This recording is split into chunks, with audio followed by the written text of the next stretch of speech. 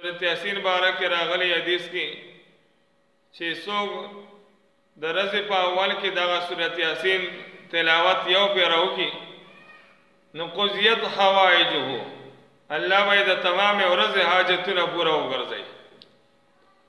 څوک چې دغه سورۃ یاسین یو زنانه د هغه امیدواره ده او د بچي تکلیف ته ورته څوک چې دغه سورۃ یاسین ورته ولولي الله به د هغه تکلیف په اسانۍ سره تیر کړي او هغه بچی به الله په اسانۍ سره پیدا شي. او بل چې څوک دغه سورۃ یاسین د شپې ولولي او وده شي نو که دی مړ شي دی به شهید مړي. بل فضیلت دا دی چې څوک د سورۃ یاسین یو پېره ووایي الله تعالی والا د لسو ختمونو عمره ثواب ورکوي.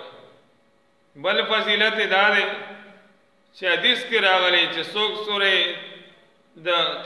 د سورۃ یاسین او دغه شان سورۃ الصافات جمعې په شپه باندې ووایي او د هغې نه بعد دعا وغواړي الله تعالی والا دعا قبوله کړي.